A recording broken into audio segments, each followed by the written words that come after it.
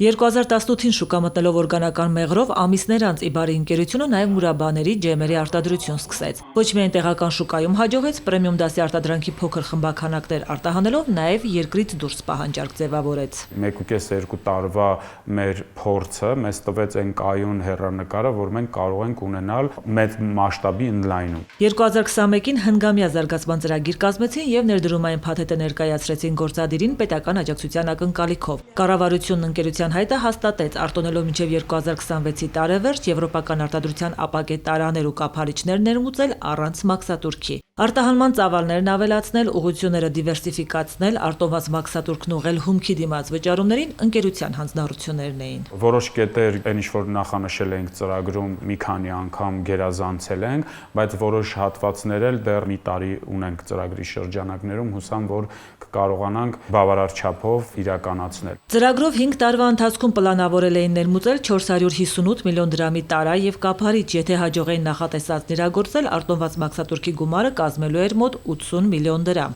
Արտոնության իրացման առաջին տարին 2022-ը բնութագրում են որպես իդեալական տարի, եթե 21-ին ունեցել են 80 միլիոն դրամի վաճառք, 50% արտահանում, 22-ին 145 միլիոն դրամի շեմն են հատել, 100 միլիոն դրամի ապրանք արտահանել։ Ծրագրին դիմելուց հետո մեր մոտ արտահանման հնարավորությունը առնվազն 2.5 անգամ շատացել է։ Բայց ցավոք սրտի ռուս-ուկրաինական կոնֆլիկտից հետո ձևավորված իրականությունը մեզ հնարավորություն չտվեց անկախ մեր կամքից ունենալ տրամաբանական զարգացում, մասնավորապես երբ որ մեր դրամը, հայկական դրամը արժևորվեց եւ մնացած արտարժույթների կուրսերը անկում ապրեցին, դա մեծ վնաս հասցրեց բոլոր արտանող ընկերություններին։ Արտահանման շուկաներում գնային առումով մրցակցային դիրքը կորցնելով ընկերությունը հարկադրված կրճատել է նաև ներմուծվող տարաների ծավալը, ինչը նախատեսված էր օգտագործել միայն արտահանվող տեսականու արտադրության մեջ։ Մինչև այժմ ներմուծել ենք մոտ 20 միլիոն դրամի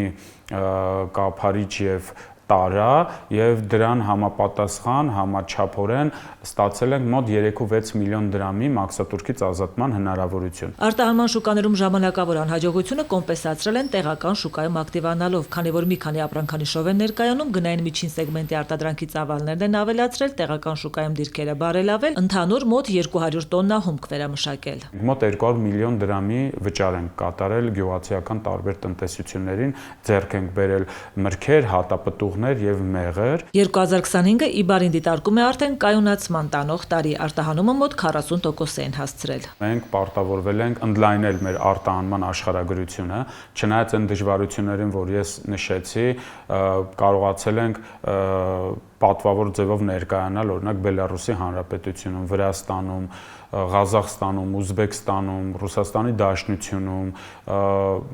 բավականին հաջող արտահանում ունենք Միացյալ Նահանգներում, Կանադայում։ Ընկերությունը դեռևս գործում է վարձակալած տարածքում, ներդրումային ծրագրով նոր աշխատատեղեր չէր նախատեսել, հիմնական 6 աշխատող ունեն, պահածոյացման սեզոնին թիվը մի քանի անգամ ավելանում է։